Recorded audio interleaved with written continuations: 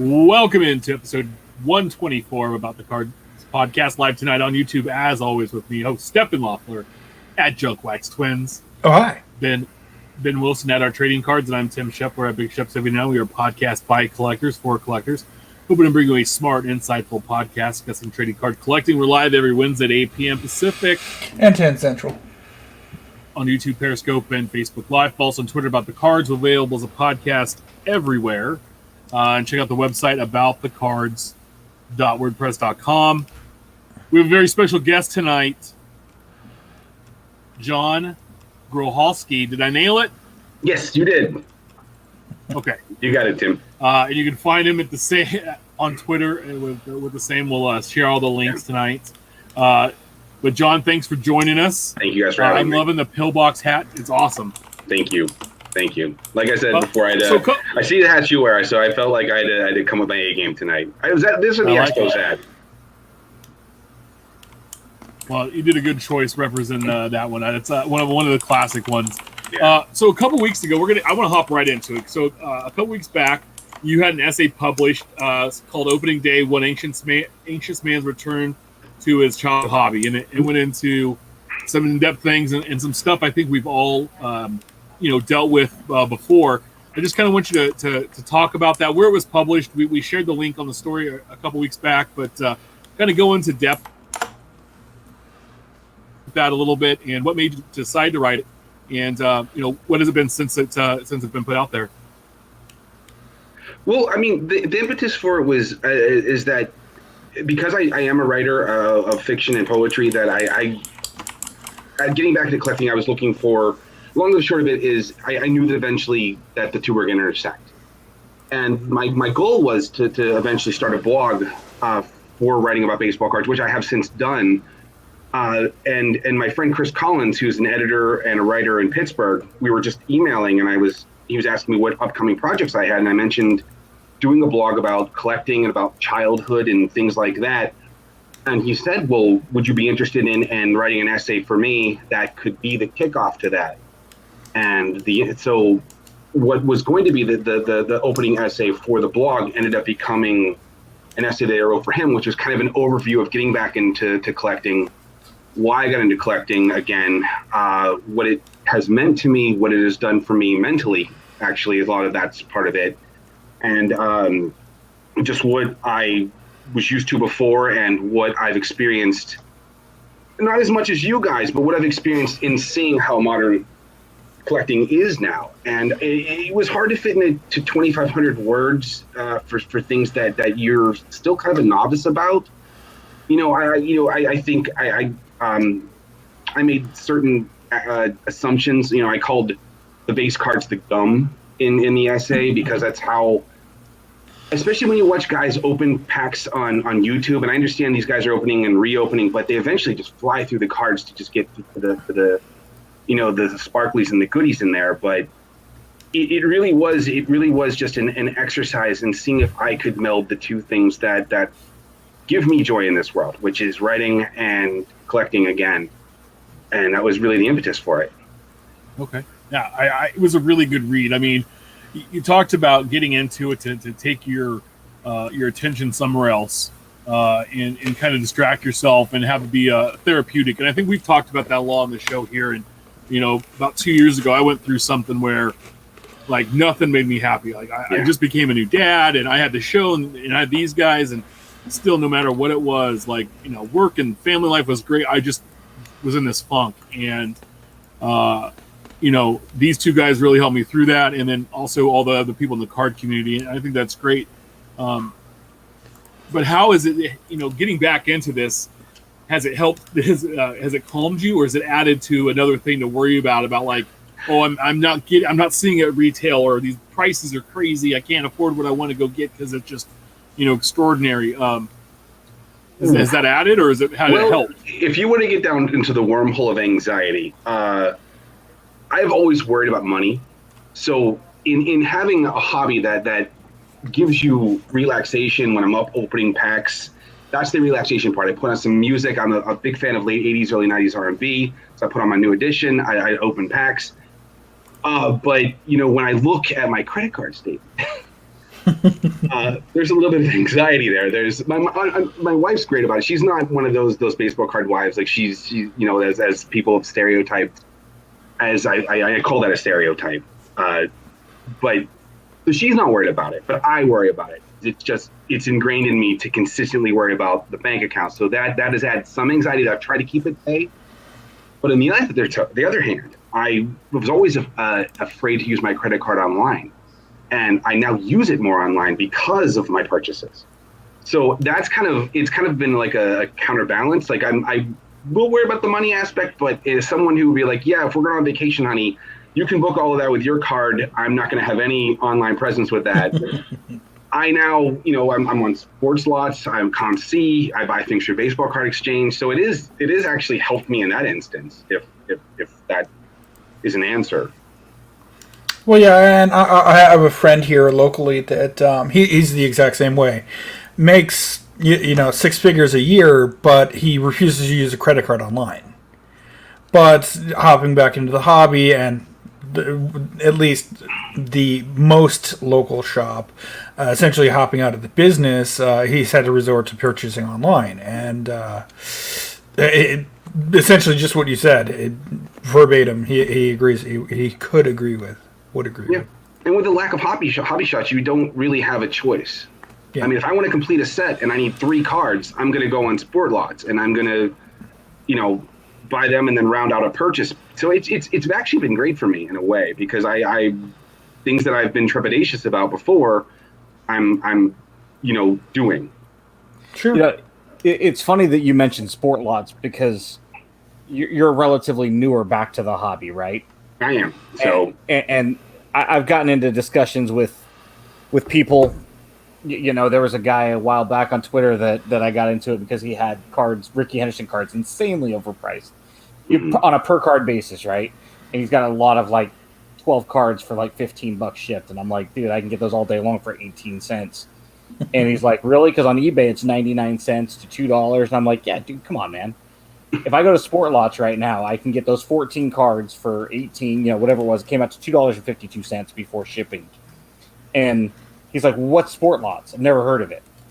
And it's amazing how many newer collectors. I think social media has helped get that website out there, but it does take a while for some newer collectors. I mean, when I say a while, even 2-3 years before some of the collectors realize there's alternatives to eBay and ComC. Sure. And, for people that aren't looking for the latest shiny thing, if you're looking to go back and complete sets or you're willing to wait out the market for, current stuff, inserts, it's not great for, numbered cards and things along those lines, hits and whatnot. But so, yeah, it's interesting that as a newer, quote unquote, newer collector, you've found that website because it's not as common. Well, I found it because of guys like you. I mean, you guys mention these things on your podcast. I mean, I know you've had him on here, but I listened to Sports Card Nation with John Newman, and John outlined a number of places, and he mentioned Sport Lots, and he actually had the guy from Sport Lots on his podcast as an interviewee. So I listened to that, and I was like, well, why not? And it seemed like a trustworthy website, and it's been good to me. Like I did that thing that you mentioned, Ben, about buying those 18-cent, those cards that were under $1 and waiting for my stuff to come in. So I know that sort of like find cards that you love that are cheaper, and I even did that through Sport Lots. Just a bunch of other guys that I loved, and it's fun when you have an extra $5-6 laying around. And I recently went out and grabbed a bunch of 1986 Eric Davises because that's the card that got me. So somebody's like, dude, are you high? Are you drunk? It's not an ace card. And it was funny as I went on there to buy somebody out, they had like 25 of them, and I realized it was our good buddy Mike Summer. And I'm like, hey, if you want to make a sale not on Sport Lots, pull them and I'll buy them from you. And as soon as I gave him the money via PayPal, I DM'd him. I'm like, hey, why haven't you shipped yet? Where's my tracking number? I was like, dude, you've had this for 3 minutes. But yeah, it's a great alternative for people that aren't looking for Mosaic and Prizm. Not to say you can't find that stuff there, because I'm sure you can. You can. But that's not probably where you're going to go for that, and that's not the same consumer. The consumer there's going to fill your 1983 Topps junk set Right. You know. Yeah, it is that, and it's very helpful. Oh, getting back into the hobby when I was, I went in there and grabbed all the 1952 Topps cards off of there that were under $3 or $4. Mm-hmm. Didn't matter what the team was because at the time I wasn't just collecting A's. Spent $60 and grabbed. There they are. Grab 15 cards off there that were 52. And again, you're holding them like, oh, this is 52. I wasn't able to touch this stuff as a kid. And here I have it as an adult. And, but yeah, your piece was very, I actually sent your article to my wife. Oh, that's cool. Because, we all suffer from some level of anxiety and or depression, right. Or, we use this as a cathartic way. And I'm like, I could have easily written this piece, saying some of the specifics to your life. And I said, read this and maybe it'll help you, despite the fact we've been together for 12 years, right? It's like, you might understand where I'm coming from through somebody else's experiences and words. And, right. She read through that and she's like, yeah, she goes, I get it. She goes, it's a powerful article. Well, thank you. That was the hope. That was the hope. And I'm thankful to Chris to giving me the opportunity to put it there where I know that's a much more literary site that's mostly poetry and essays, that it probably is the redheaded stepchild on the site. But, he's been a friend of mine for a very, very long time. And for him to give me the opportunity to at least, spread my wings there before I went into my own blog was really great to have him do that for me. That's awesome. You talked about wanting to dip your toes back in previous years. What made it this now? Like, what was the real push instead of years back? What stopped you before, and what made you hop in now? Well, I mean, to be honest, having 2,500 words, I have dipped my toes in a few times, but never substantially in a way that I felt in 2019. In 07, I collected for a little bit. In 08, my brother's been back into it since like 9 or 10, so it's always been going home and seeing his stuff and looking through that. But it just, there were a combination of things. The anxiety was one thing, the feeling that I just needed something else to focus my time. And I have writing in my life, and I do that 5 days a week. I'm up at 4:45 in the morning working. I just wanted something that made me feel good. And then that tangible kind of feeling of childhood, it attracted me to that. And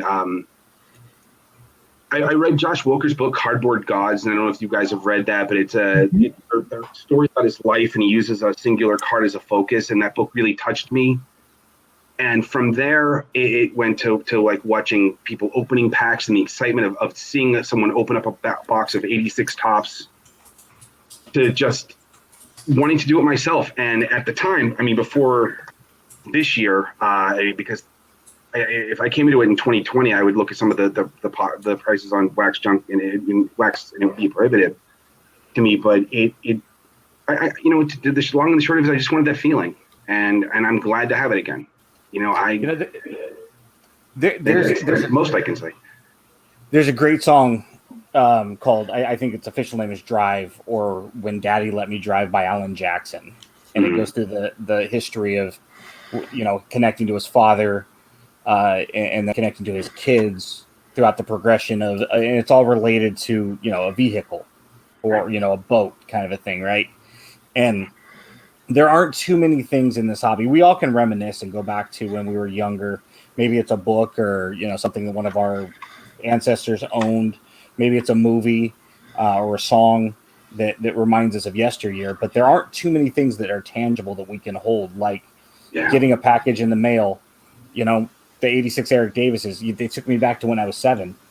The other day I get some 1989 Bowman McGuire's, and it's like the thing is, for $1, $2, less than a cup of coffee at Starbucks, we can buy something for 18 cents shipped, maybe 79 cents, and go, I can buy a trip down to when I was 8 years old for 79 cents. How many of our friends and family can do that exact thing right now? Not too many. There aren't very many, and that's really where your thoughts, help explain that to people, and that's where, even on a website where that's not necessarily what the content's for. There it is. it's okay, because maybe somebody stumbles across that and goes, man, I really wish I had something like that. And maybe a fellow card collector stumbles upon it. And next thing you know, they're the next person on Twitter. You know, it's really cool to have a hobby like this. It also helps you reconnect with memories of people from back then, which is what with the blog was what I'm writing about a lot now, are kids I knew back then, and racing down a hallway in a mall to go to a card shop, like racing each other just to go into that store, and that anticipation, and it all kind of came with it. It's funny because it's probably been about a year ago now, Tim, that we went down to Modesto, maybe even longer. Yeah. And I am absolutely anal OCD, and I've mentioned this on the show about my wallet and having my wallet with me at all times. And Tim and I were like two kids. He comes and shows up at my house, and he's like, get in the car, and we run in the car, and we go down to Modesto, and we get to Carl's Jr. because it was early and we wanted to grab some breakfast, and I didn't have my wallet. But I gotta ask the important question: did you slide across the hood as you got into it? We definitely TJ hookered into the car. Yeah, it's more like what you would imagine Jack Black and Galifianakis or something doing in turn, body wise. But yeah, it was one of those things, like, for that morning, we felt like we were a couple of 10-year-olds. Yeah. And you almost felt like walking in there, you're looking over your shoulder like, dude, are we really able to do this as adults, kind of a thing? And first thing we did was we went in there, like, got it, need it, got it. Hey, pull those cards out. And the guy behind the counter's like, whoa, what's going on with you? I've never been this busy in a minute. What have you seen that's different since when we're talking this collecting as kids to now? Like, what have you seen as like the biggest difference coming back into it? Well, I mean, obviously, one of the biggest differences is the prevalence of auto cards, of cards that are short printed, of cards that are super short printed, of cards that I'm going to use a word that's sort of like intentional scarcity to cards in the hobby, that there is a value placed on something that I find not to be as organic as back in the day, when it was simply pulling 17 cards out of a pack, and your cards had value because it was a valuable card, not because it was red bordered refractor out of 50.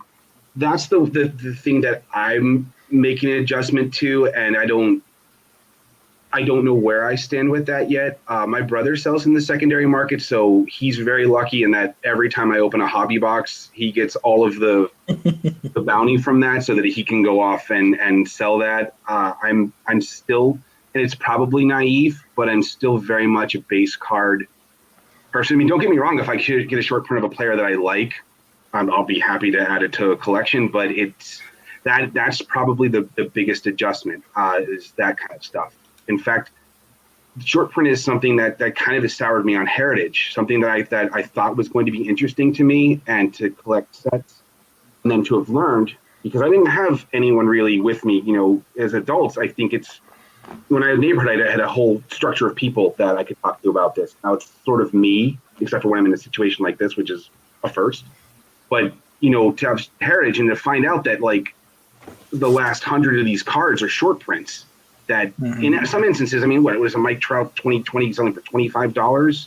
Yep. 71. So, like, you want to complete a set, it's prohibitive. It's nice, they look great, but maybe I'd rather build the actual 71 set as opposed to the Heritage version. I think there's other things Topps could have done to put the sparklies in there. Maybe then to short print half a set or short print a quarter of a set. These are things that I'm getting used to, and I don't know how much I like them or don't like them. So that's what I love about that. So having said that, and having mentioned that you are a set collector, what current releases are you actually collecting as a set? Okay. Last year, I went back and started buying all the old stuff except for Topps Base, and I tried with Heritage. This year, I went a little hog wild. I did Base. I started doing Heritage until I got disgruntled with it. But Archives when it came out, because I love the 74 part, and I actually like the 2002 design. Okay, now Or we have to ask you to leave the show because you like the mustard yellow. I wasn't Thank you for collecting being that.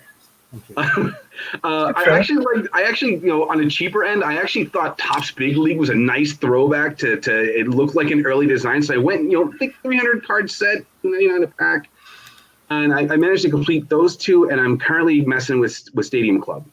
Okay. So I went a little bit hog wild this year, and I think I may scale it back in 21. It just, 19 was the foot back in the water. 20 was let's go in the deep end and see what's happening, and who knows with 21. Well, hit me up. Maybe we can make some. I'm honestly not surprised you said Stadium Club because that just lends itself to that type of collector. Mm-hmm. Go ahead and send me your needs list for Stadium Club because I opened a couple boxes and I have some needs, so we can help each other out there. Oh yeah, and that's the best thing about this is that you can collect just the base cards if you're happy with it. I love base card rookies. Yeah. Like I'm such a nerd, and later in the show we're going to talk about Topps 2020 Topps update. I opened a case of jumbo, actually 7 jumbo boxes, and I built some sets, and all the shiny and all the inserts and stuff. I'm just dumping online, selling all the autographs. Everything's heading out that way to pay for what I wanted to keep from it, which has been great. And so that's my favorite thing about it. You sent me an awesome mail day. That had I showed out a bunch of Brett's and the Hampson in there. And what's really cool is the Brett Stadium Club I actually needed for my set. For Stadium Club. Look at that. And here I thought I was sending you things you already had. Oh, and and a couple, but see, I can't get enough. Like George, I just can't get enough George Brett's, and that's what I love about this. And if that doesn't do your fancy, but you can make give it to your brother and it makes him happy, and it's like, okay, well, hey, I paid it forward a little bit. That's what the best thing about this is. So we always ask everybody that's on the show, if you could only own one card that you currently own, what would that card be? One that I currently own? Yeah.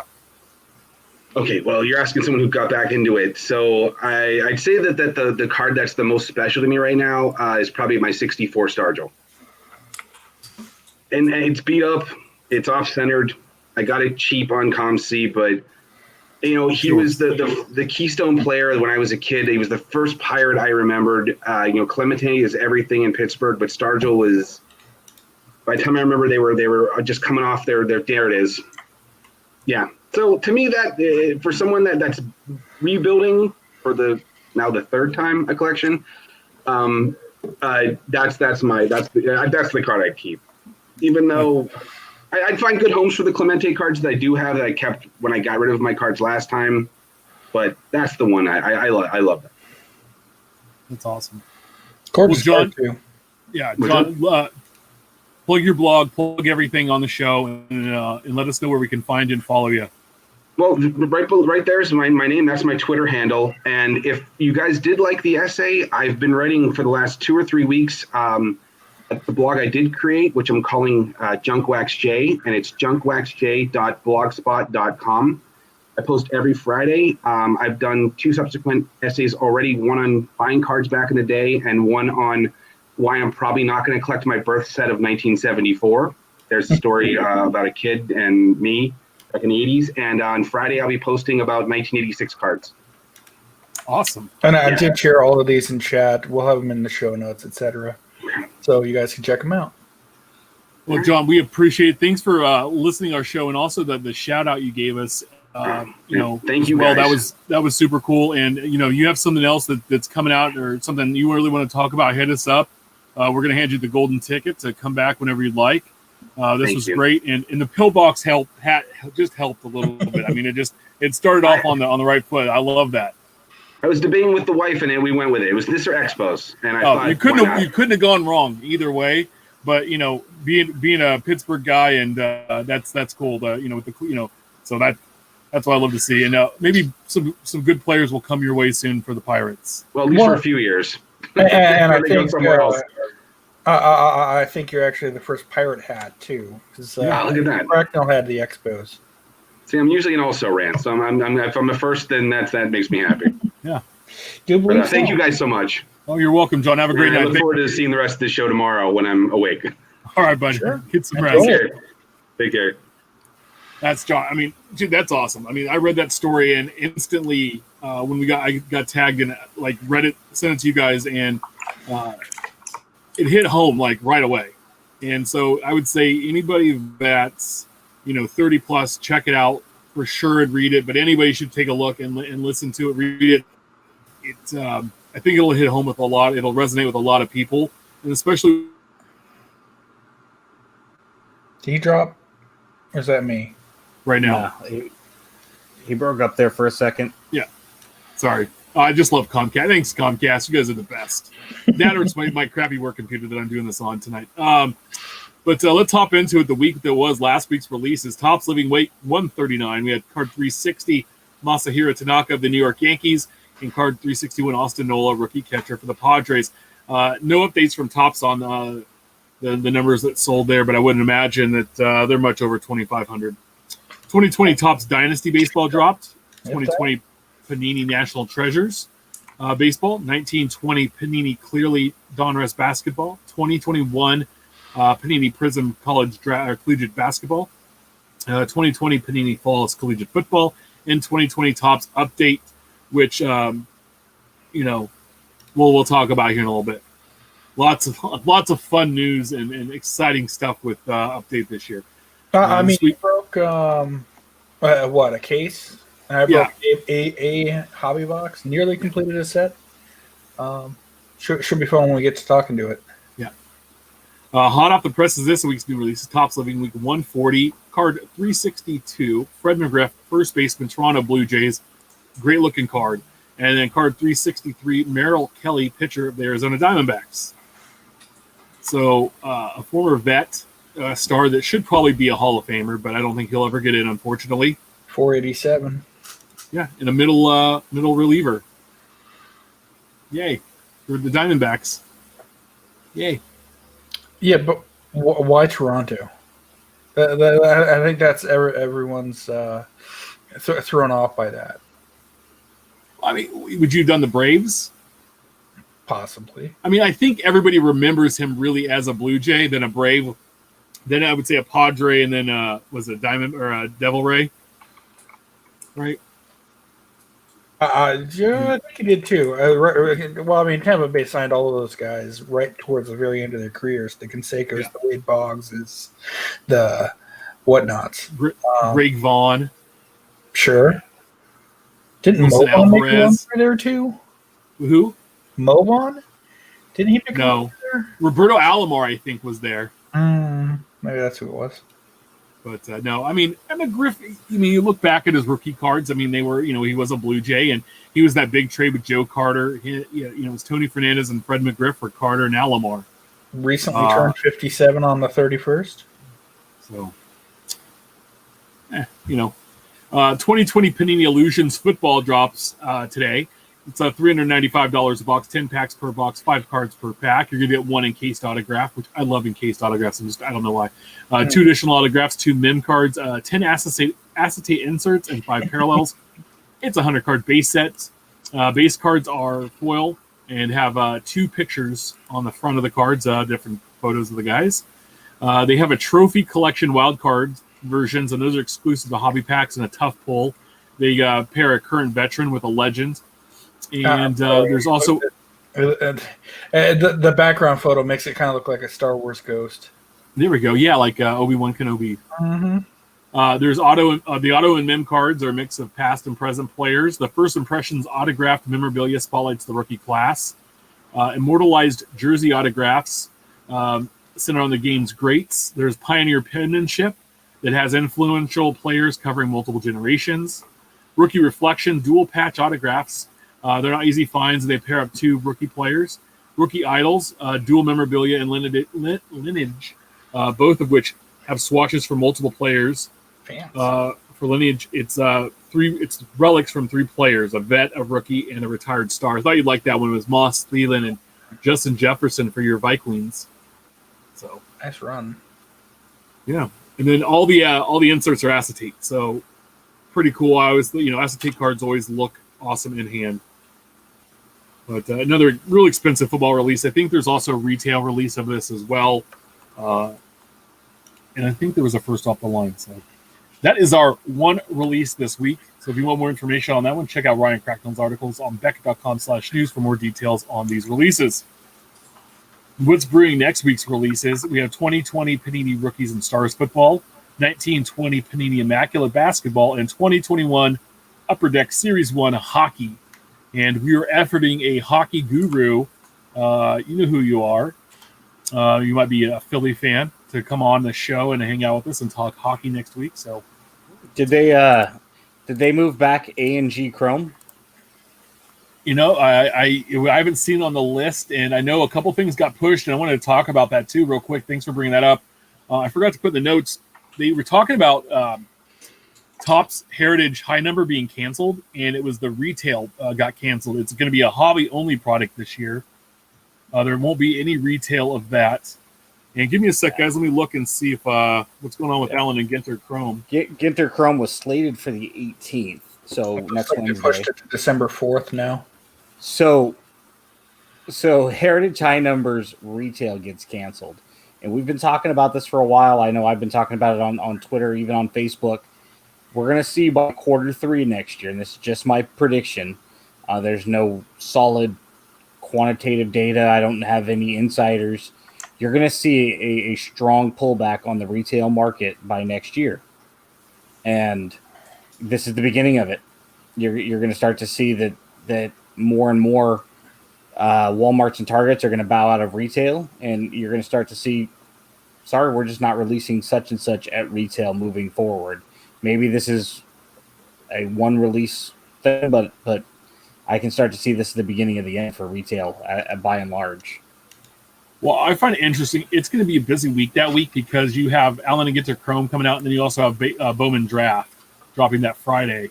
You're supposed to have Stadium Club Chrome on 2nd as well. Yeah. Or did that get pushed? That got pushed, it looks like, as well. Well, you can't push too much. You only have another 8 weeks. Got pushed to the next week to 2/9 or 12/9. I mean, I definitely see what you're saying as far as retail releases in baseball. I definitely can see some of that happening, either just product lines being canceled at retail or just being canceled outright altogether. Bowman Platinum. I broke a box. Horrible set. Get to that later. Bo wrote an article on it at 1millioncubs.com if you want to read guys, real quick, on the 9th. So the week of the 9th, right? So the 10th, I guess, of December. That Wednesday, you're going to have. Wait, hold on. I just want to make sure. Let me look at the weeks real quick. But these are the releases. On December 4th, you have Allen and Ginter Chrome. The 7th, you have Bowman Draft. The 9th, you have Topps Transcendent and Stadium Club Chrome. All like boom, boom, boom. And then not until the 23rd, you have Bowman's Best come out. 2 weeks later, yeah. Yeah, and then on the 30th, High Number. Like, you couldn't, like, spread that out just a little bit in there. And the thing is, too, we don't know what Allen and Ginter Chrome or Stadium Club Chrome are even going to be. Well, and then there's Topps Chrome Black. Chrome Black. Chrome that comes out the end of this month. You have 3 products within the next, 7 weeks, Yeah. that we have no idea what they are because they're brand new. They could be huge. They could be horrible. They could be a mixture. They could be tremendous. They could be huge. But bottom line is, hell, I'm just still waiting for a Bowman Platinum checklist to know whether or not I've got all the cards out of there or not. It's more fun that way. But to kill my thought, I definitely see that for baseball. I don't know that I see it for football or basketball. I think Panini loves them some retail because they can make so much more product. But if Walmart says we're not, we're going to reduce our retail presence by 80%, I mean, at what point do Panini and Topps say it's just not worth having it in there they at start all? hitting up. They hit up places like Meijer. They go to I think Big Lots. They can go to those, Barnes and Noble. Yeah, I mean, they can start to kind of go out to these other places because God knows the last time I was in a Barnes and Noble to buy an overpriced book, and the only reason I went in there is because Ben sends a DM that says, "Hey, I heard there's Topps Chrome at Barnes and Noble," and I'm like, 4 minutes away from, like 2 lights away from a Barnes and Noble. So I'm like, why not? I'll swing in and see. And they had it. He does a U-turn, his tires feel. Like, yeah. Almost hits the grandma and the walker. I got the car up on 2. Crosswalk. Yeah. The old lady in her walker got scared. He almost spilled his big gulp all over his lap. Yeah. Oh, it's the Polar Pop. Because you can keep it cold all day. I love those. But I got this big thing now called the Beast. This thing's dope. So it's full of water tonight and gin. I love these. These are great, man. Yeah. Do I put ice in there and they're still cold 24 hours later? This thing's called the Beast, 40 ounces. It costs a few bucks on Amazon, but hey, not a big deal. Mike Smith says Walgreens. Yeah, Walgreens, Rite Aids. You're going to have these places that are up all over, that you can get to. And Walgreens, I mean, they have the Nationals logo right there on the building. Yeah. Let's hop in Infield chatters. We kind of already started the Hobby Talk section. Our buddy Jimmy had a special guest at his shop. I don't know if you guys saw this, but he goes, pretty awesome surprise visitor today who gifted some stuff. Didn't expect that. Pulls up in his fancy SUV, and, Jimmy's in Kentucky. And he's a big Kentucky fan. And John Calipari came into the shop, or stopped by and dropped some things off, the coach of the Wildcats. And I always appreciate him for helping Memphis lose the Final Four championship to KU in 2008. So thanks, Cal. But pretty awesome. There's Jimmy and Cal hanging out. So, so we know John Calipari then, right? Because we know Jimmy. Jimmy knows us, and he knows Cal. So we know John Calipari, right? Yeah, dude. Friend of the show. It's two. It's not even 6 degrees. It's 2 degrees of separation at this point.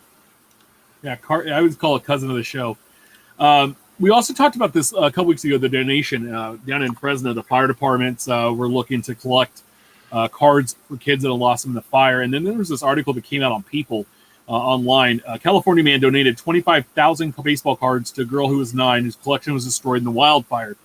Reese Osterberg had been building her collection for 3 years and had about 100 cards before losing them all. Although Reese and her family, along with their livestock, were able to safely evacuate the creek fire that encroached upon their Fresno County home last month, they forgot to bring Reese's most prized possession with them for baseball card collection. Not long after news of the drive was announced, it reached baseball collector Kevin Ashford, who estimates he's amassed 25,000 cards in 25 years of collecting. I got to thinking about it, and what do I do? I have them out in the garage, and I thought, you know what? Rather than sell them on eBay, I'm just going to donate them. I'm going to donate them in all and put a smile on a little girl's face. And he did that. So, I love seeing this. I had a friend reach out, and she had a bunch of extra hockey cards. And I know I gave her the information to reach out to donate those hockey cards. And look, there's a Buster Posey. And some of the stuff's new. I mean, look, that's 2020 Bowman right there. Yeah, that's what I was going to add. It's like, this isn't just 1991 Fleer. I mean, I saw Bowman Chrome from last year, this year, the Buster Posey, of course, which apparently is the kid's favorite player. Understandable. Yeah. I mean, that's awesome. I mean, I love it. It's unfortunate. We've, here in California, we've been just in the last, 4 years, 5 years, every year we have a major fire that just takes out a town. Legitimately, in 2018, we lost a town not too far from us. I mean, they're all over the place, and it's really just, it sucks because at the end of the day, they're just cards, and you want to get out and be safe. And if you can save your livestock and your family, and that's most important.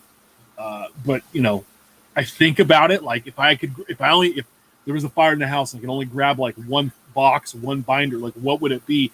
I don't know. I might just sit in here and just say, go hit live on YouTube and just say, guys, hey, this is it. It's been a good run. Been a good run. These are my babies. I mean, Heather always gives me a hard time because I'll be listening to a song and be like, this is my favorite song. And she goes, you dork. She goes, every song that you listen to is your favorite song. And it's like, it's the one I'm listening to right now is my favorite song. That's why I'm listening to this one. And,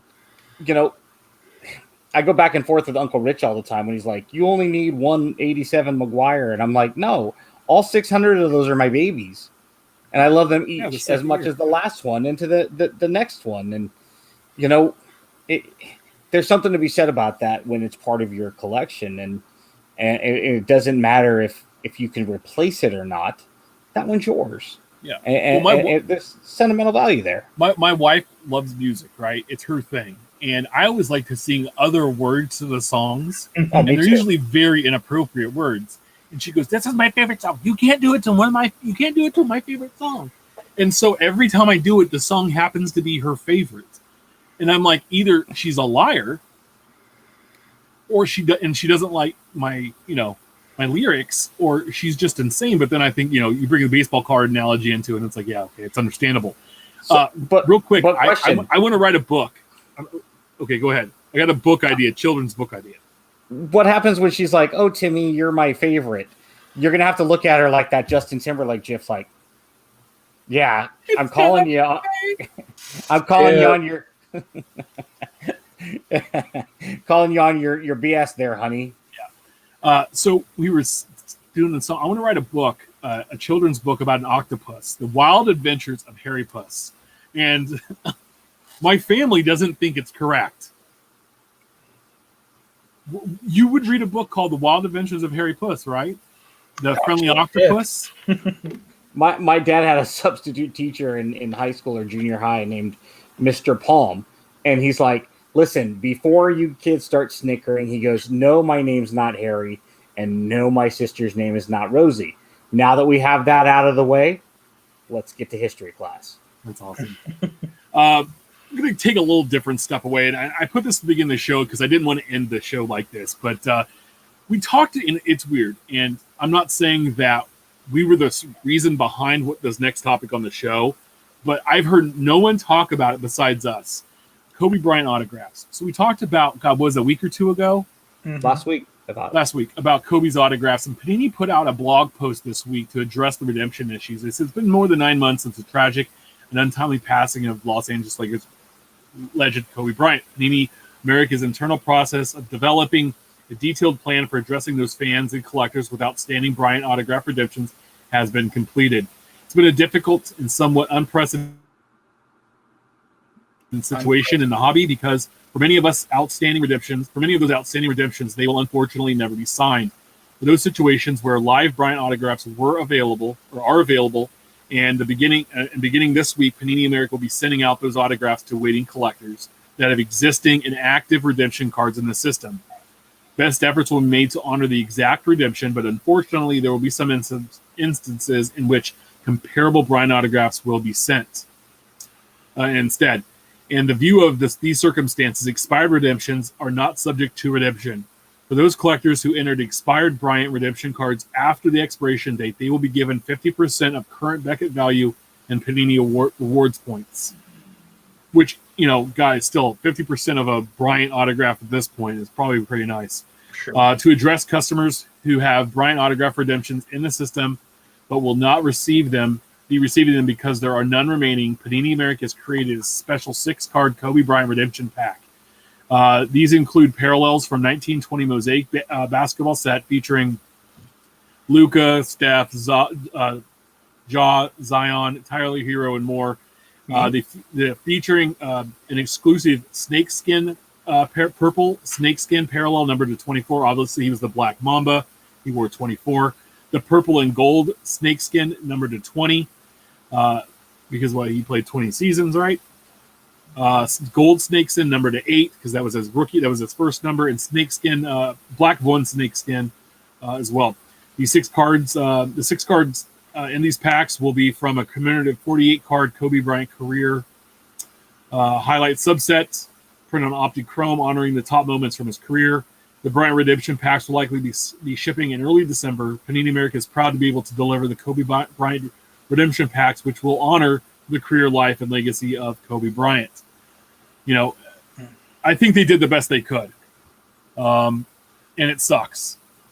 It's like I never liked Kobe, the basketball player, because he was always just killing the Kings, right? And I know that probably Ben didn't like him killing the Spurs every so often, right? He won Western Conference Finals. Yeah. But you hear the stories about the man, and damn, that would have been a dude that we could have had like that's somebody we would aspire to actually like be in the White House, right? That works hard, that has standards and ethics, that wants the best out of himself and everybody around him. And and it's sad that he's gone.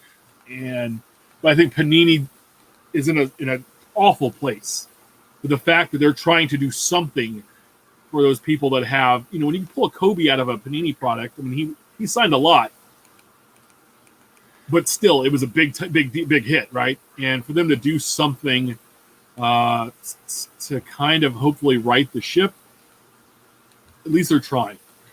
So, I mean, they could easily said, "Hey, sorry, these aren't being fulfilled." Yeah.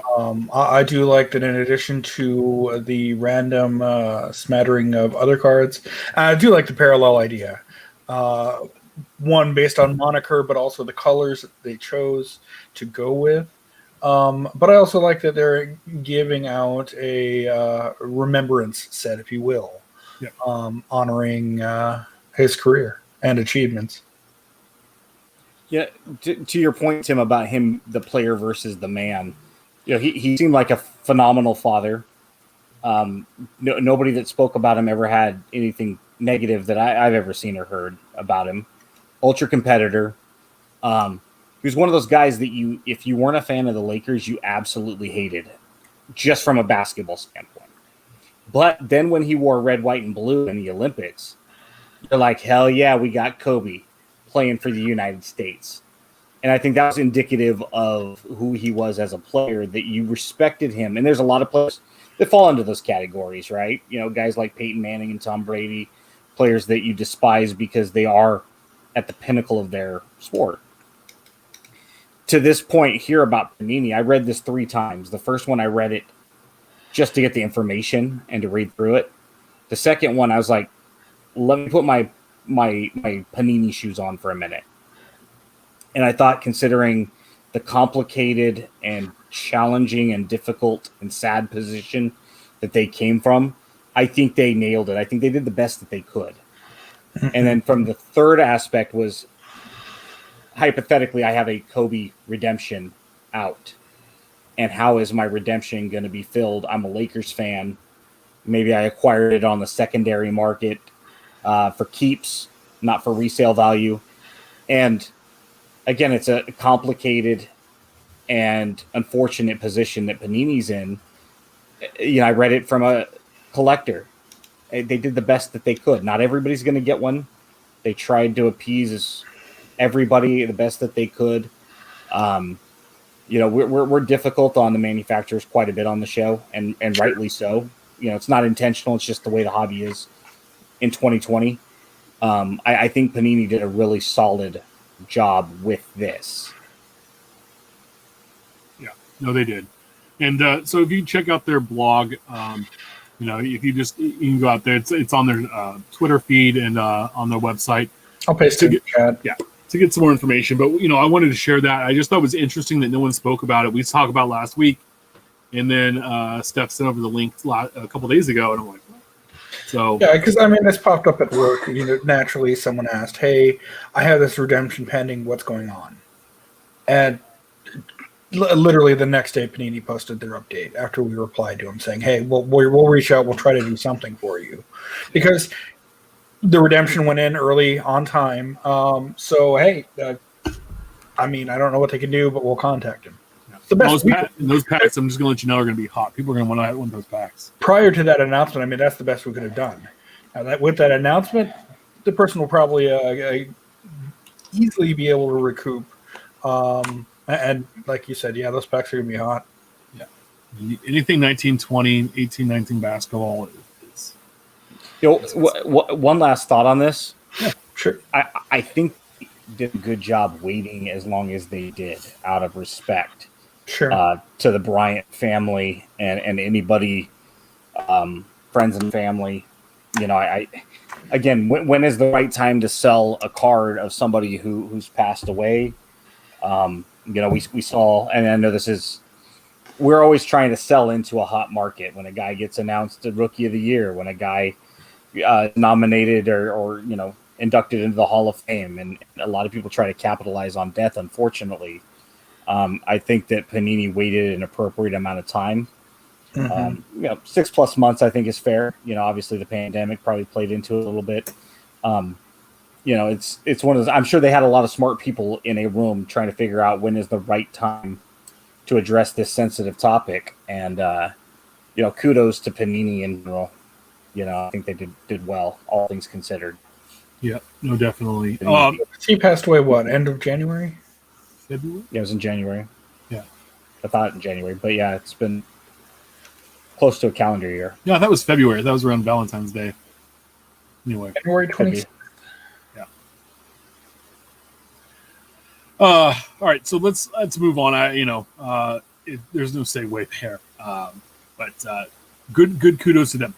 Now we're going to talk about Topps and Topps 2020 updated. So I love flagship baseball. You guys know that I'm a big geek for it. It's my favorite. It's really the only stuff I know I'm going to open every year. And lately I've been opening cases and having so much fun. This year, by the time I got the case on Friday and I opened 3 boxes, I stopped. I opened half the case and I stopped. And I was not excited to really open the rest of it at that point. I didn't know if I was going to sell the boxes or not. And it's because there were a couple things with it. The first thing I want to say is they did an outstanding job. They have these patch box toppers, which is like a full patch, you would see of a band from the 80s. They would sew on a jean jacket. I mean, Herman said that hey, I need to get a new jean jacket for this, and stitch the cards. I mean, it's a base card that's all just a pure patch, and they're awesome looking. And they did a really good job putting those in on the top of the silver packs and the jumbo boxes, and I love those. But as I opened it, the inserts were at the back, which I didn't like because they were the last 4 cards. So it's all of the base, and the last 4 or 5 cards of the jumbo pack were all the inserts. They weren't in the middle. That to me loses its luster a little bit. I don't like the pack out they've switched to.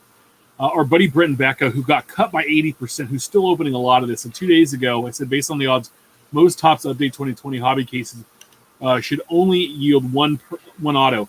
Early reports have a few cases that have 0. Yikes! I've opened several Topps Update boxes without an auto, and have been hearing of others. It's not terribly often, but often enough as for me in the 90 jumbo boxes. I had 6 missing autos and 2 missing silver packs. And each jumbo is supposed to have 2 silver packs. Big bummer of the update case base set is that many of the cards are printed upside down on the front back, so the cards do not face upright when sorting. That was a son of a gun.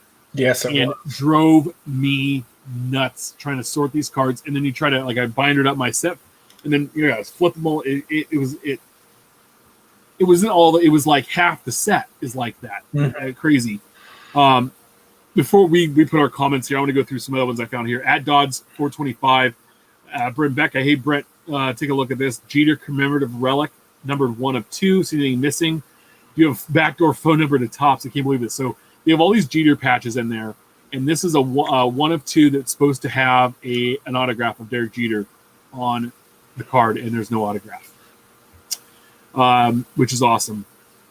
At Night Owl Cards, this gives you an idea of the state of 2020 Topps Update checklist. Tyler White, who was released by the Dodgers before the season started and last played for them in 2019, is in 2020 update.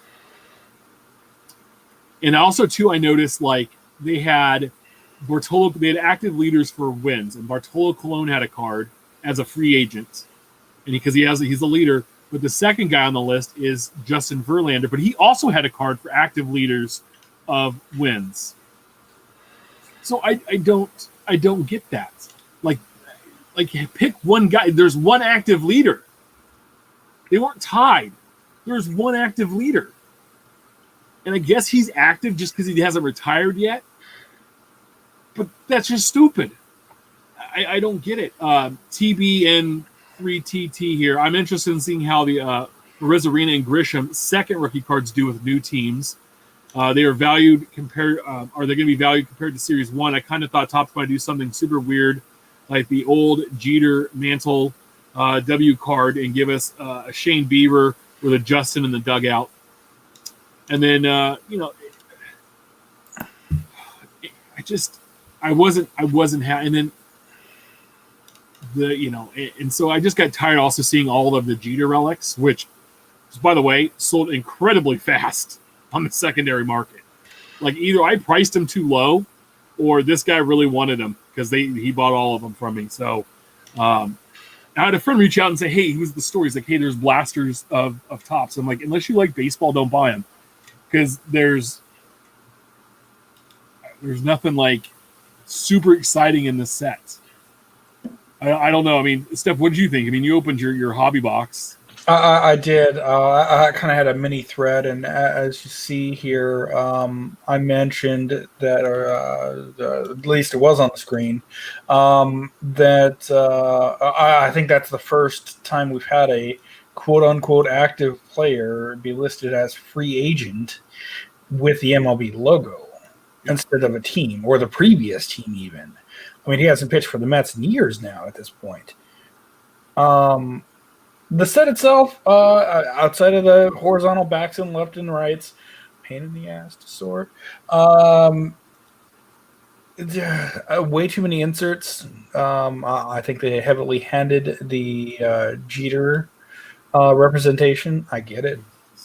But, and at least out of my box, I got an auto. So that's good.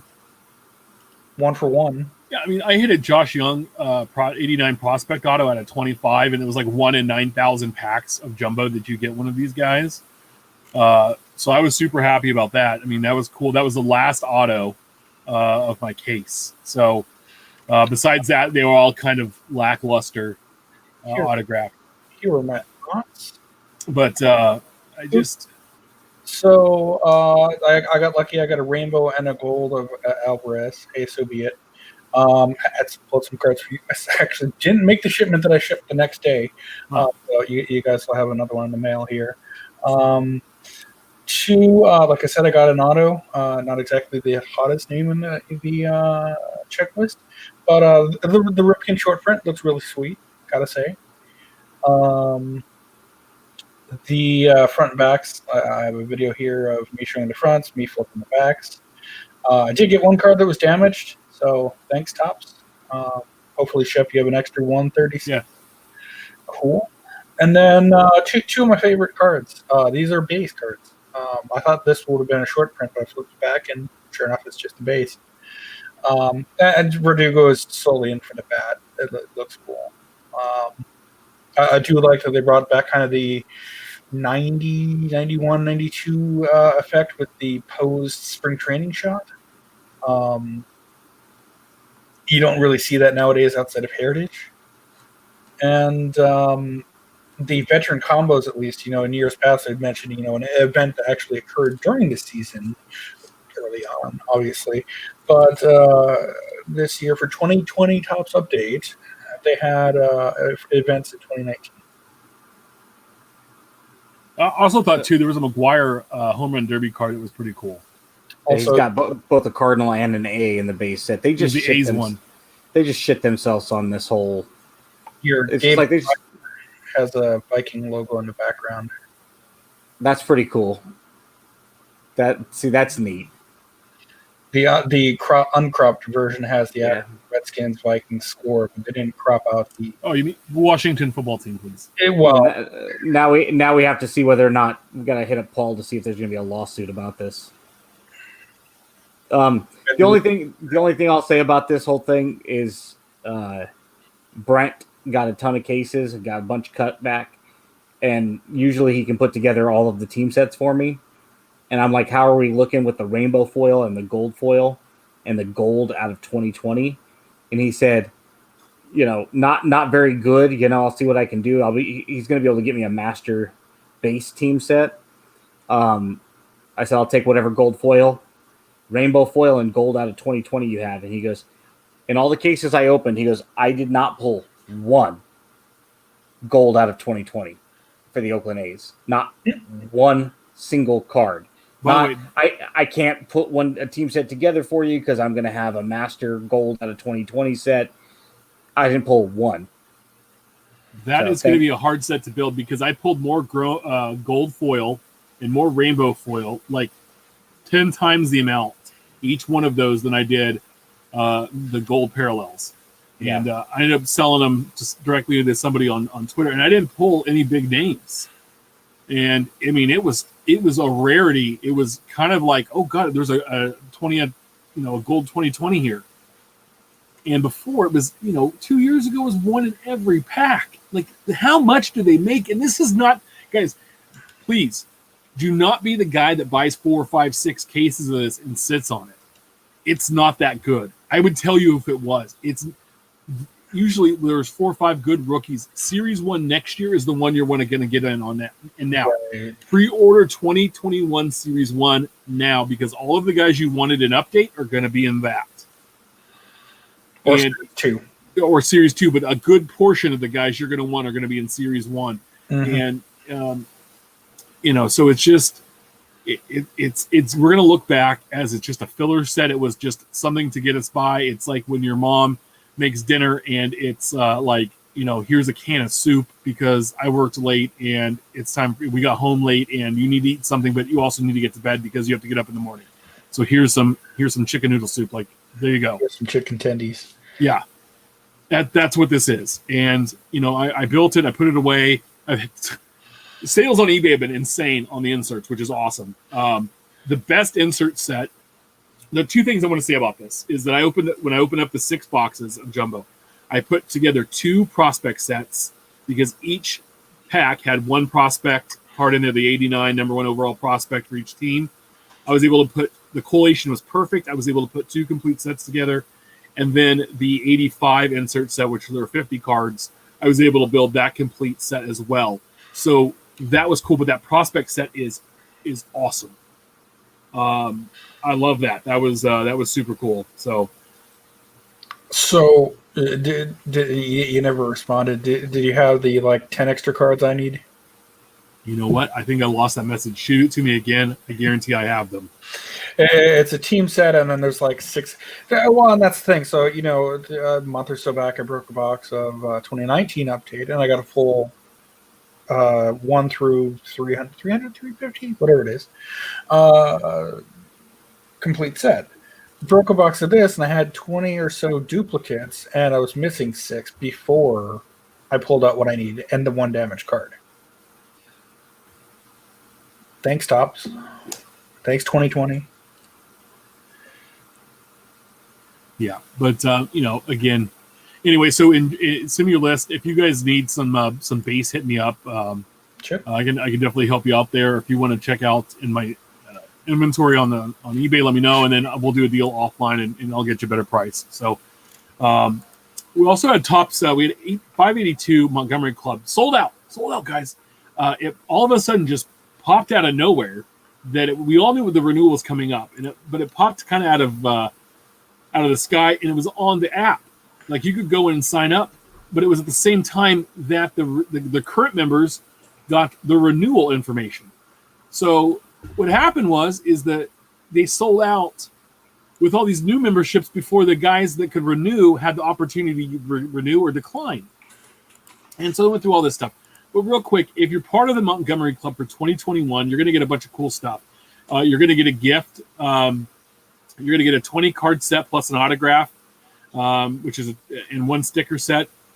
You're going to get 20 members vote MLB set plus an autograph. You're going to get a 582 Montgomery stamped 20 Topps baseball complete set, and then first chance to purchase Topps Club collection and a bunch of other stuff online. Flashback. 120 card members vote MLB set and auto. 582 Montgomery stamp 2021 complete set. First chance to purchase 2020 Brooklyn collection on Topps.com. Yeah. So there's a lot that you can to get, and it's worth it. It was like $200 to renew. Well, Mike Summer, our buddy, says, in Topps, I clicked my link to renew within minutes of getting the renewal email, and I'm getting sold out message. String things are afoot. Ryan Cracknell tweeted out, doesn't give a time frame directly. However, one could argue the second paragraph suggests there is some time referring to tomorrow, even though the paragraph was taken from yesterday's coming soon email and not adjusted. Cheap from breaks. So let me get this straight. Topps did not allow current Montgomery Club members to re-enroll before they posted the membership on the app, and allowed sneakerheads to create dozens of accounts and buy them out. not even the courtesy of a 24-hour window to re-enroll. Topps finally tweeted out because their customer service was shut down on Thursday. They put this out on Friday. So Friday, Saturday, Sunday, Topps is not responding to anything. They come back out. We are aware of the situation with members not being able to renew their 582 Montgomery membership. We are in the process of rectifying the issue. Those members who didn't get the chance to renew will have another opportunity on Monday. And then the price went. So people that bought in at $200 got refunded, like Mike McKenna. Well, it's fun to be a Topps Montgomery Club member for 3 days. Just got refunded this morning for my purchase a few days ago. And they reopened the buying window after raising it $100. They are giving those of us who purchased already a few days ago access. So because Mike went on the app, bought it, spent $200, they refunded him the money. He was blocked from trying to go back and rebuy it a second time at $300 is the new price, and not $200, which is what the renewal people paid and originally what everybody else was able to pay. So, I mean, talk about just screwing the pooch on something that has become very hot with Topps, mainly because of the ability to the early access to products and be able to pre-buy. And the factory set too. But guys, like, really? I think where they screwed the pooch was that somehow it got out, and there was a method and a ways and a means, much like the government, that they found a way in and were able to use the renewal page to start a new account. And that might be the disparity between the two prices, because the renewal price was supposed to be at $250, say $200, whatever it was, and the start a brand new 582 Montgomery Club price is supposed to be $300. Well, I went to the app and it said $200 on Friday. Okay, because I went and it said sold out, $200, but $199. And when they rolled it out on Monday, was it still for renewal $200? Yes. For new account $300. Yes, but on Friday when it was posted on their site and their app, It was a new account for $200. So they screwed it up. Yeah, whoever is running fixing everything on Monday, they had it set up the way that they had intended. Mm-hmm. Thanks. I'm just saying, in their social media department needs some guidance or some guidance. Just hey, like, yeah. It's frustrating. I would have tried maybe, but after my experience with Update, I'm just like, you know what? It's not that big of a deal to me. It's just frustrating, like, to the people that actually wanted to be a part of it, or wanted to buy in, or wanted to renew, that have been with them since the first year they've done this. Mm-hmm. And they, like, how do you mess that up? And it doesn't, and guys, I'm not trying to hop on Topps just for this. This is a consistent thing with technology and Topps. A consistent thing. Well, our buddy Chris over at Crack and Wax had made a comment because he's busting product full time now, and he's like, when a major corporation like this screws the pooch, it makes me wonder, basically how on thin ice he is versus being able to pay his bills this month and next month. And considering your background, your degree, Tim, I had made a comment. I was like, listen, 90% or more of all problems in business, regardless of what you do, can be solved with one word, and that's communication. Mm-hmm. Fluid communication is so huge. If you just talk to people, I had an issue at Subway last week where my app order was delayed and the girls were extremely rude and ignored me when I went in. And I'm just like, hey, man, let me talk to a manager. They ignored that. They made my sandwiches wrong. It was right before the show. It's like I ordered on the app because I only had so much time and I had to eat dinner after the show because of this horrible customer service issue. And I talked to Subway corporate. I'm like, listen, if they had just told me we're running behind and we're understaffed, I still would have been upset. But I wouldn't have been nearly as upset if they just had communicated. And the thing with Topps is, their customer service line having hour-long waits. When I say hour, like multiple hours. Legit, at least if you don't call right when they open, it's at least an hour and a half wait. So, you can't get through to them anymore on social media. If you DM them, I'm sure they don't respond. For those of us that have access to be able to DM them, it's like their whole customer service is crap, and it's not an excuse that it's an oligopoly. It's not an excuse that they've got an exclusive license and they're just they're lazy.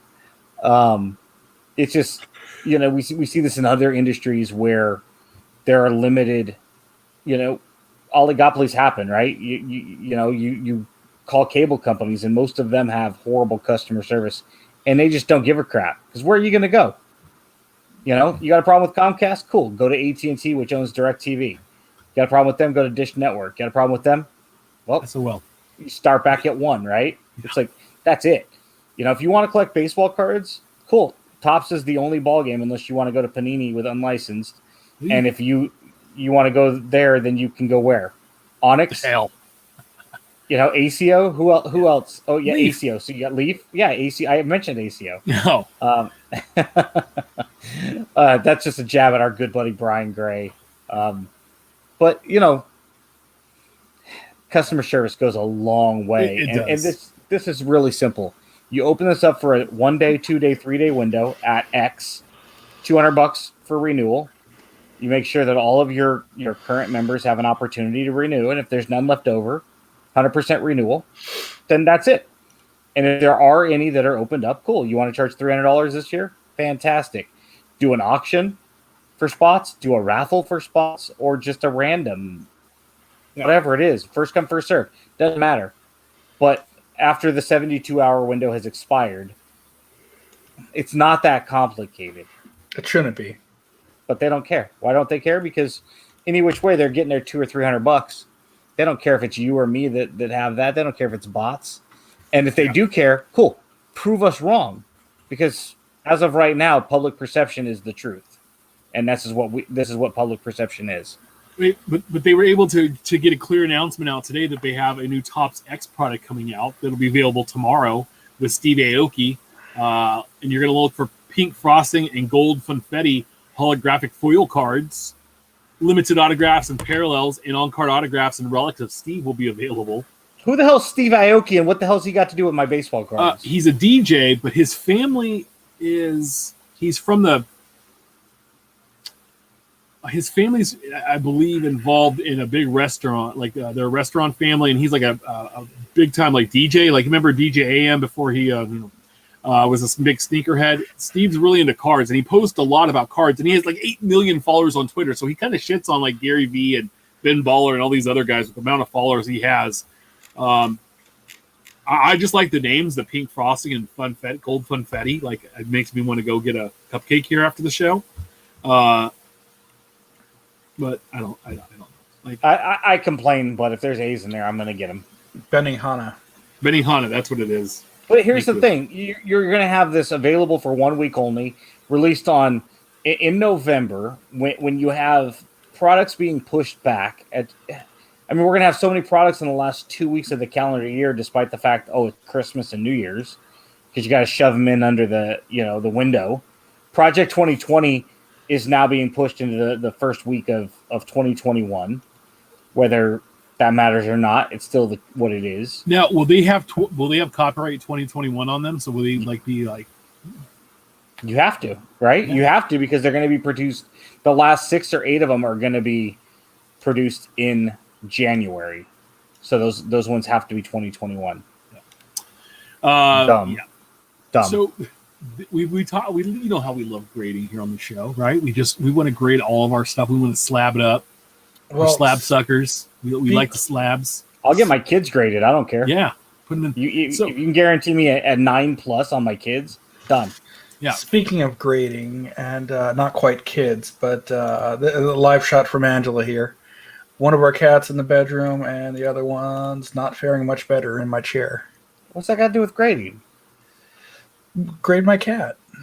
You said it's a 10-10. It's a 10-10. We have to be careful about what we say about grading cats on this show. We don't want to look at the stretch pose. I mean, it's surely a 10, right? I mean, I'm telling you that's a perfect Allen and Ginter subset. Absolutely, it is. You could shave off a quarter of their hair for relics, Mm-hmm. Okay. You know, You got the binders back there, so Yeah. I mean that's that. Yeah. So we're gonna I'm gonna bring us back on track. But our buddy Phil Hughes tweeted out, I cracked a PSA 6 2011 Trout update, resubmitted it, and I got a 10. No kidding. The best part about it is I sold it to a buddy because he wouldn't quit bugging the crap out of me, and I resubmitted it for him. So yeah. So grading's legit. Because if you can crack a 6 and get a 10,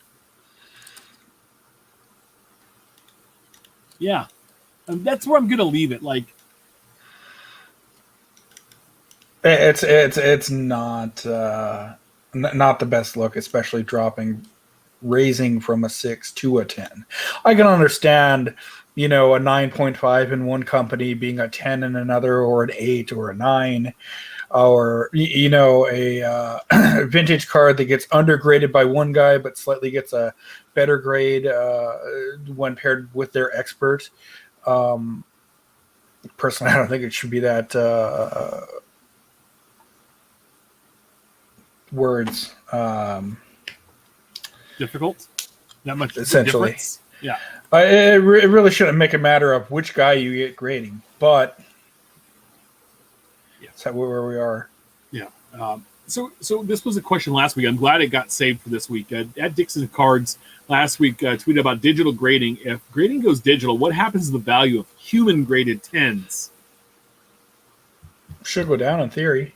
Right? Computer would, in theory, depending on how they set it up.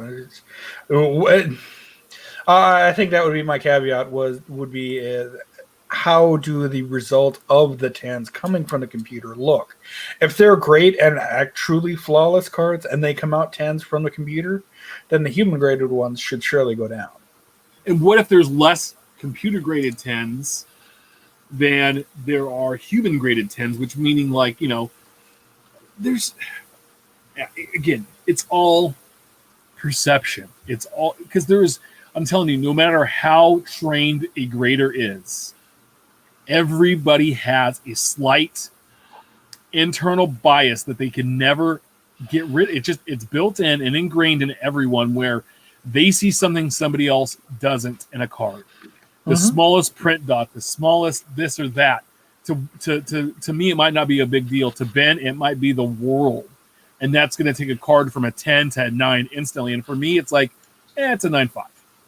Well, here's a good example. Do you consider it a flaw if during the printing process, say Prizm, for example, they get the printer's line as they produce it? That's a flaw. Some people don't. Yeah, I know. And that's what I'm saying. Or the print dots, like the old cards of the 70s. You always had like the little circle, or the 80s and 90s. You had the little print dots, the little circles, like you see a little paintball, little blotch. To me, as a collector, if it's a George Brett card and that's on there, I don't care. But to a grader, it's like, oh, well, that card's trash. Yeah.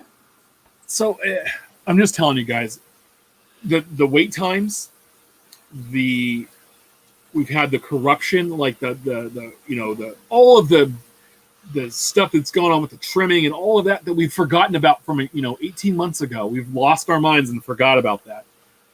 To the pricing increases, to lost and damaged cards, to all the things that go into this. Why are you putting your cards in someone else's hands to tell them how good those cards are to you? And why are you taking the chance that something happens to a card that you find highly valuable? Because why else would you grade it and throw it in the mail and say, good luck, I'll see you in 6 months? I mean, I can understand previously to 2020, I could understand submitting something vintage, say 41 play ball or Gaudy, to guarantee and authenticate that, yes, this actually is a play ball. It's not one of the reprint sets that's been altered. But in current year, I don't know that you can. So I bought a 33 DeLong Lou Gehrig at a card show I remember that card show, Tim, at the hotel where we were sitting out on the floor. This was before we really even knew each other. We're out in the hallway trading cards. Yeah, at the random hotel that wasn't the normal one. Yeah. This is like back in like 2012, and I bought a 33 DeLong Gehrig as an aged reprint for $20. And I got to looking at it, and I'm like, man, this card looks awful shady, familiar, good. It looks legit. I mean, it's a great reprint. And so I thought maybe I should send it in just to get it authenticated, not graded. Because worst case scenario, if it cost me $40, now I'm into this reprint for $60, but at least I know it's a $20 reprint. But on the off chance it comes back authentic, now all of a sudden it's a $1,500 card, right? Because it would grade extremely low. So I can see using grading for authentication, get somebody that looks at these cards all day long. But at the same time, I could probably find local people that I would trust to somebody like our buddy Mark at the show. He deals in pre-war stuff. Have him hold it and say, nah, you're looking at an aged reprint.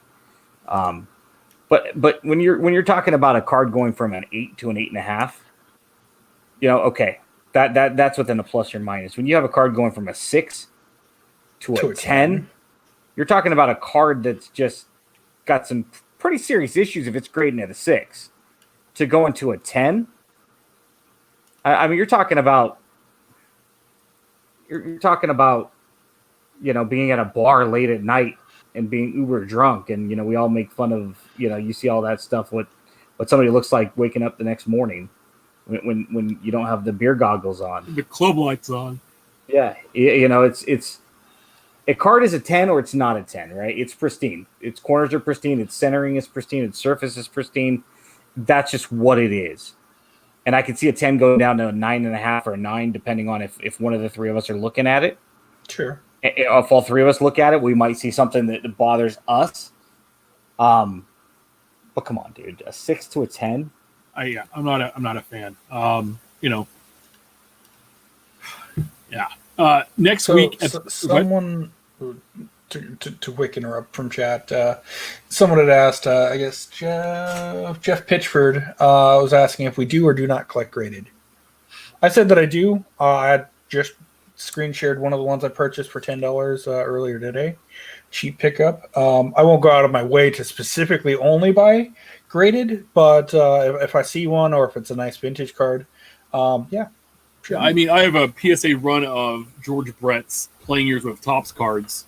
Of the Topps flagship, all-star cards or team cards or whatever, any card he was that was a regular issue card. I have graded, and I have a handful of where I bought Posey autograph, his Bowman Chrome rookie auto.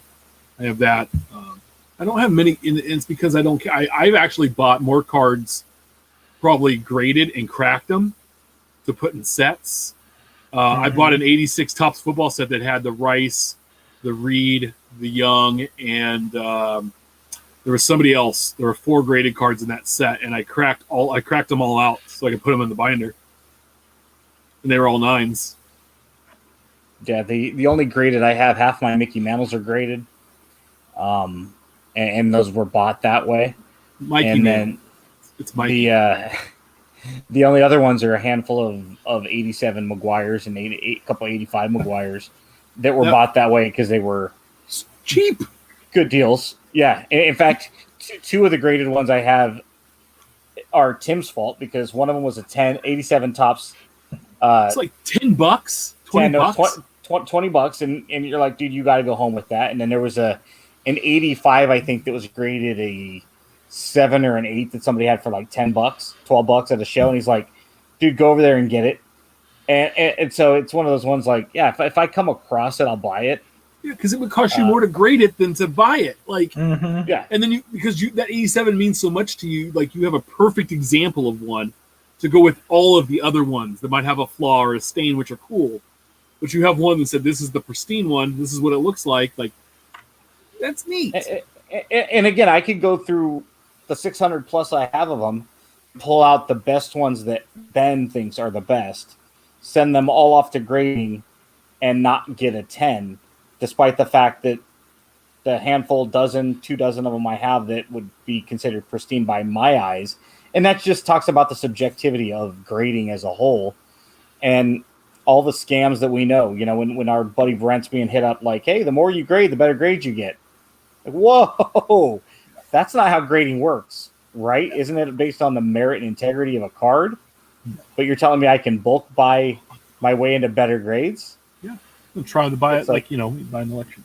Yeah, the other thing too, we talked about this before. It's like when they're like, no, they don't know who submits what. It's all random and anonymous. It's like they literally just went to somebody said, Shep, if you give me 10 cards, you give me 100 cards.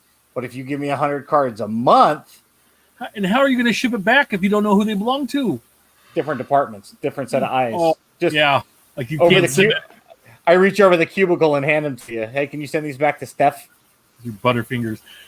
So this time next week, we'll know the results. But the 2020 NBA draft's finally happening. Normally it happens in late June, but we're getting it here in the middle of November and then we're going to get a 72 game season. It sounds like, which is cool. I mean, I think 82 is a lot, but hey, you know what? Steph's team rocking the number one pick. Golden State for now. For now, because there's a lot of trade talk. But I heard they're going to get Gilgeous Alexander from the Thunder. I'm like, I'd much rather have the number one pick than him, I believe. But we'll see. Golden State, all their stars got hurt, and Durant left, and he was hurt. So Golden State's picking 2. Charlotte desperately needs a star, but I don't think that they might be able to nab one there at 3. There's talk of them trying to get to 1. Chicago and Cleveland round out the top 5. The guys the guys that have gotten a lot of talk right now. Anthony Edwards, guard from Georgia. James Weissman, center from Memphis. LaMelo Ball played with in Australia. Then there's Denny Abadjay. I don't know. He's a foreign-born guy. And then Obi Toppin that played Dayton as being the top 5 guys in the draft, depending on where you look. But those consensus top 5. And then there's usually a guy that gets picked like 13 or 14, like last year, Tyler Hero. We've seen Giannis and Devin and Donovan Mitchell get picked late in the lottery, become stars right off the bat. Come on, Kings, because I think we're picking 12. Let's get lucky and draft one of those guys, but we won't screw it up. But I'm excited. This is going to lead off to next year's product, and I always just like watching drafts. It's one of my favorite things ever since I was a kid. But Steph, would you keep or trade the number one pick right now if you're the Wolves? They're your team. You got Cat, you got D'Angelo, and then some other dudes on the team. I'm trying to find a post. Everybody swears that we're trading, and I could easily see us trading down to 2 or 3 if, we know that, somebody like Charlotte or Chicago is going to pick this guy, that guy, leaving the guy that we want on the board. I really want Edwards to come to Minnesota. He apparently really wants to come to Minnesota, money aside. He said he doesn't mind that, it's freezing cold in the middle of winter in Minnesota. He can stay inside. It's what we're supposed to be doing now anyway. Yeah. I think he's the best player to match up with Russell, because I think Russell and LaMelo in the backcourt would not be great defensively. And then Weissman is basically a not right now not as good version of Cat. So Weissman's going to go second overall to San Antonio. There's talk about the Spurs packaging the number 11 pick and LaMarcus Aldridge to Golden State for the second pick, and I imagine, considering they've got quite a bit of guys in the backcourt, the only reason the San Antonio would go up there is if Edwards goes number 1. And 2 would be to jump up there and grab Weissman outside of getting out from underneath Aldridge's contract. But then I would imagine that DeRozan gets traded as well, and it just goes into complete rebuild mode. Well, if you guys get Weissman, and that's a great move for them. If I'm the Warriors, I'm not huge on Aldridge, but he could fit what they need on that team. I think, to be honest, my favorite guy in this whole draft is Weissman because he can shoot. He's 7'1". He can play deep. He play down low. I have a feeling he's going to be the guy in this draft. We're all going to look back and go, "Ooh." The post I was looking for. So if you're the Warriors, you trade, and I don't know exactly what all you would have to give up to make all the finances work, but you trade for Aldridge, right? And you take whoever you have at number 12 or 11 overall, probably a wing, I would imagine. But now you got Aldridge and Green, and then you've got the shooters in Thompson and Curry. And don't forget Wiggins. Well, here's the thing with Wiggins. Jordan. I've seen Wiggins being traded to Sacramento for Buddy Hield. Yes. So now all of a sudden, if Aldridge and Green in the post, and then you've got three of the greatest shooters, statistically, maybe the three best shooters in the NBA, depending on how Thompson and Curry come back from injuries. Man, that would put Golden State right back at the top of the Vegas odds to win the championship. It gets Sacramento into a slightly different spot, with Wiggins playing opposite of Fox, and obviously Hield is completely unhappy here despite just signing that extension. Gives Golden State a 1 year window, 2 year window to compete, because Thompson and Curry are 31 and 32 respectively. And Aldridge is 77 cloth, Aldridge 35, so he's a little older than I thought too. So that, again, another reason I'm not super high on him being the vet that they go get. I think he has 1 year left on his deal, though. But if you're San Antonio, you make that deal in a heartbeat. You say, do I need to, what do I need to bring? Do I need to, you want to bring some barbecue? Do you, you want Tim Duncan to come over and wash your feet later today? Because we'll have him come do that for this deal. Who's no longer with the Spurs. He decided to step away as an assistant coach today. So, yeah. Wow. Maybe that's why he's got to go to Golden State and watch the GM's feet. So here's it. Hypothetically, if San Antonio did that and say they hopped up to grab either, I can't see them taking Ball at number 2, but take Wiseman at 2, and then you trade DeRozan somewhere. Popovich gives 1 more year, moves into the front office for the rest of his 70s, and Becky Hammonds is your 2021-2022 first female head coach. Yeah, she for sure. Yeah, she's just if they put odds on it in Vegas, it's stacked heavily in favor that she takes that job over. Yeah, because Mattori's moved on. Duncan leaving, moved on. Now Duncan's gone. I mean, everybody that was slated as the heir apparent at one point or another, or potentially, are gone, and she's just sitting there. And I've been saying all along, I can't wait for her to take over for Popovich. I don't want him to go anywhere anytime soon, of course. But he's pushing his mid-70s. He's probably at the end of his rope. And what less does he have to prove? Yeah, his wife passed away 2 or 3 years ago now. He's ready for, moving into the front office as a, he's going to die with the Spurs. I can almost imagine, he'll be on their He's going to be like the Red Auerbach, yeah. But she's going to be a phenomenal head coach, whether in San Antonio or wherever she gets an opportunity. Vendor hookups. So Nick Knack Wacky Packs tweeted out this a first for me, catching a rep hooking up her quote dad. Walked in while she was stalking and all the good stuff was gone. She said, "Don't touch anything. She needs photos. I noticed all the Mosaic Contenders Pokemon were gone. Now I know why." Minutes later, I saw this, and it's a picture of an old man and her hanging out together at the checkout line. I'll be 100% honest with you. She had me kicked out of the store for loitering last week. I was sitting waiting for an hour. Now I know why she had me kicked out.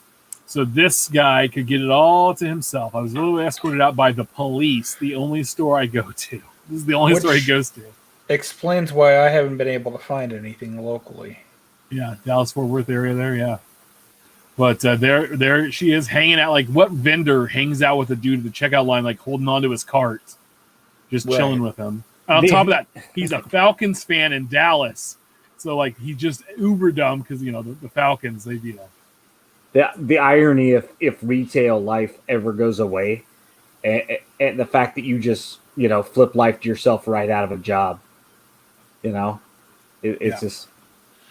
Well, and I mean, there were a few people that were recommending, the cashier needs to be apprehended too.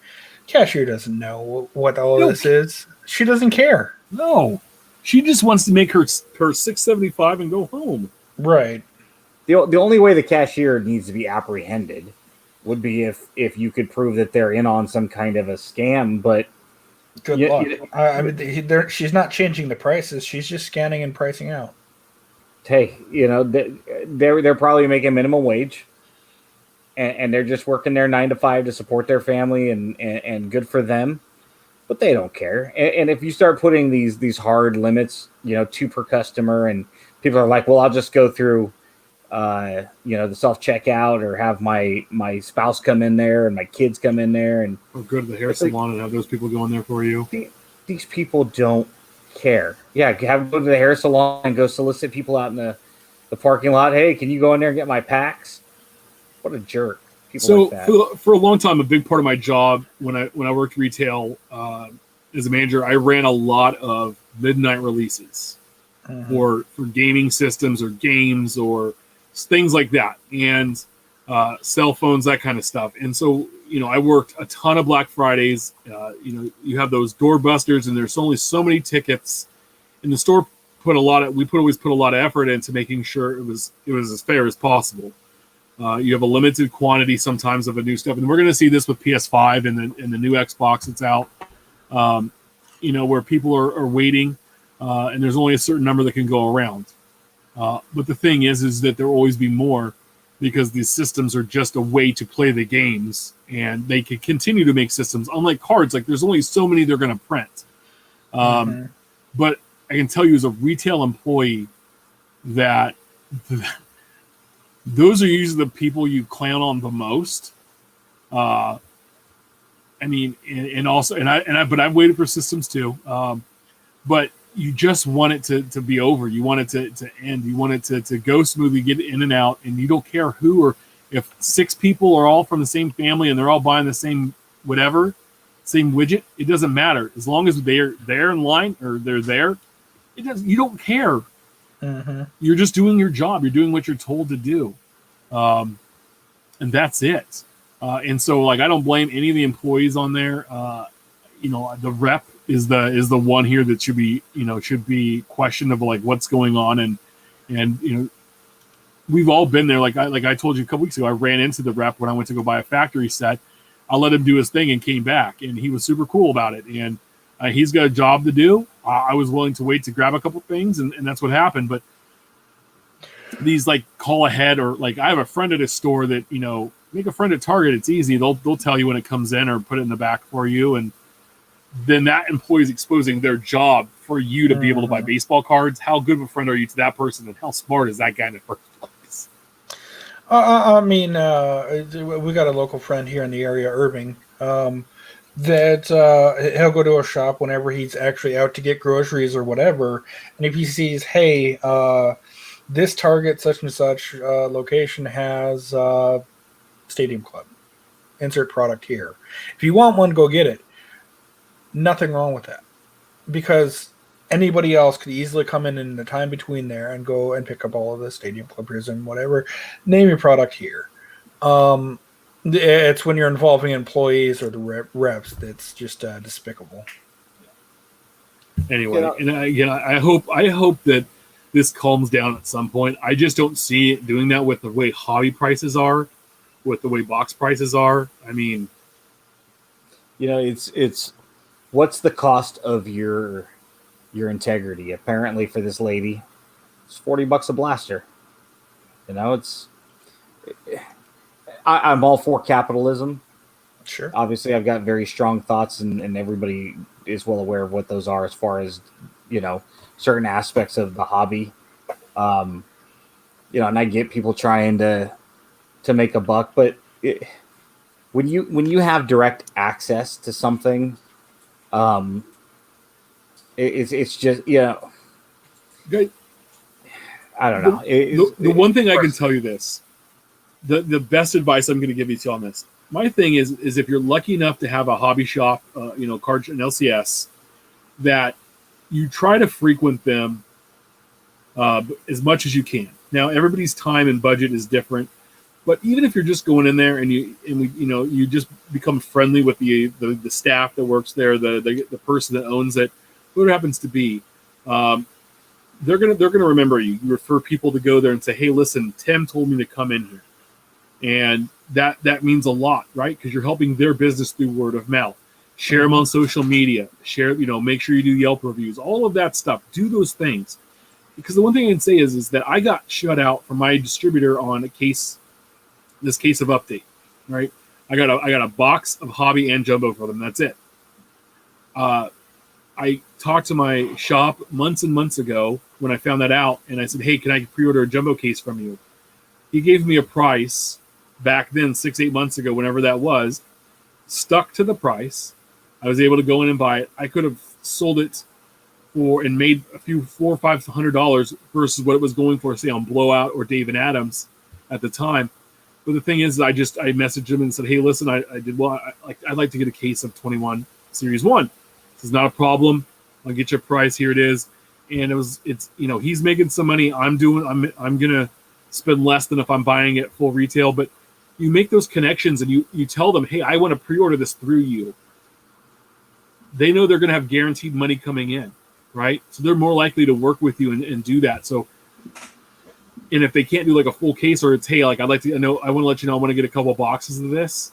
Do I need to put a down payment and offer that and see what they do?" That's a good way to get in and get a lower price than when it releases, and everybody then finds out like what's in it or if it's hot or not or whatever happens.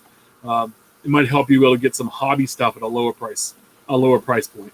Not every shop's going to do this. Not every owner is as generous as the one that I get to go to, but it's worth a shot, and you might make some friends out of it. So, yeah. Anyway, guys, any final thoughts here before we head out tonight? I do have one. This weekend might shoot live. It just depends what happens. We've got a 2 day, something like that. Another show here in the Dallas-Fort Worth area. Going to be all masked up, but I'm going to be bumping into Texas Card Dude, Brad, and Rich, obviously, and several of the other regular vendors. Maybe we'll do a little quick mini video and toss it up on the YouTube page. Oh, nice. But also, in that it's that show, and in that I know that if things were different, that he would be there. I want to give a special nod to one of the local vendors here who recently passed away. It's unfortunate, short run through cancer, and his son and his family know that we're thinking of you, and if we bump into each other, come say hi. Yeah, well, I'm hoping that we can have another show here in January, but as we all got pushed back again this week to I think we're in now purple snakeskin zone. We're not seeing anything till April or May. I miss the shows, dude. As a fun hobby challenge, I mentioned this I think a week or two ago. If you got $2 in your budget, go on Sport Lots. Find a card that means something to you for 18 cents, plus shipping, so $2 out the door. Something that means something to you. Tag about the cards on Twitter. Let us know why you chose that particular card. It'd be kind of fun just to see. I mean, it's an inexpensive card, something that you want a PC. Finish the set. Yeah, just something kind of fun that can give some positivity to us, yourself, others that you can share that story with, and just something that's not the bright and shiny new thing. No Topps update, just something from 1988 Topps or Donruss or Score, or just any random card that takes you back to your childhood or a simpler time in your life. Hey Ben, I found this, and I don't know who to send the card to. Do I send it to you or just send it to Bo? It's a 1987 Topps. Well, I'm sorry, it's a 1987 O-Pee-Chee. I like it already. Go ahead. Okay, so here's the back. It's Ron Say. It's got the A's. Penguin. The traded. See, that's an A's card. Doesn't matter what uniform he's wearing. Isn't that the coolest looking card? I used to love those Now With cards that they'd had in the the trade. Daryl Motley's cool. 87 tops is now he's in the Royals, and this is now with Braves. But you know what? He's in my Royals set. Damn it. Yeah, a card like that, Ron say, is great because it's an A's card, but he's wearing a Cubs uni. It's like, oh, what a cool card! He's mine now, or he's womp womp. He's on another team, and he's wearing an A's card, and I had to have it in my A's binder, and yeah, especially for a guy that's not known for playing for either of the teams. Wasn't he a longtime Dodger? Yeah, a long time Dodger. Yeah. He's that Infield that was there forever. Final, you guys remember we're live every Wednesday at 8 p.m. Pacific. 10 Central. Make sure to subscribe and review our show on all platforms. We really appreciate it. Follow us on Twitter about the cards. Follow Ben at our trading cards. Follow Steph at Junkwax Twins. You can always follow me at Big Shep79. Please share your hobby stories, great polls. Send your questions our way and keep collecting. We'll see you all next week.